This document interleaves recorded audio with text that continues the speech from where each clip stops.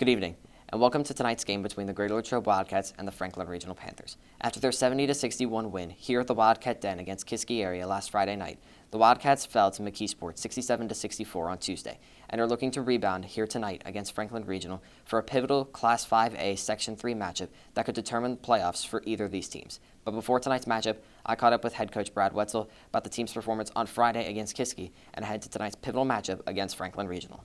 Coach Wetzel, looking back on last Friday's game against Kiski, the crowd was into it. The intensity and determination were there in order to get that come-from-behind win. What did you like from it? Oh, I like so many things. I liked the team's fight.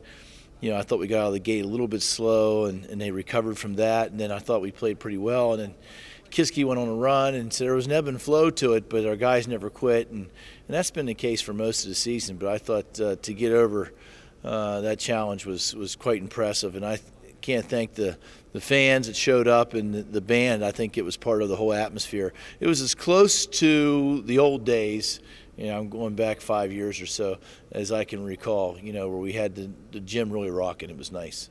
One feature about this team this year has been kind of the comeback kid feature, where some of the times they haven't really resulted in wins, but they're keeping you in the games. What have you liked about that? Well, I just like that fight. You got a chance, no matter what. Games will do that. They'll turn on a dime, and so many times this year we've been in situations where I think a lot of teams would have laid down and called it a night, and these guys just continue to go after it. So that's a good sign. As we near the end of another season here and the end of the developmental season for that sophomore class, that was one headline last year that they didn't have the experience. Now in this season, with the experience that they're getting late in the season in critical games, how important do you think that is, and how would you assess that development? Yeah, I think that development, it's time to quit talking about it. I think they are now experienced, and now they got to own their mistakes and be accountable. And I think they're to the point now, I don't even consider them sophomores now. I think they've played enough to be considered an upperclassman, and now it's time to start making those type of decisions that upperclassmen make. But you're right, the whole early season, mid-season, they were struggling through things that sophomores that don't have a lot of experience do. But I think now it's time to take the next step. One player that has taken a step and one player that has caught a lot of people by surprise has been freshman Ian DeSerb.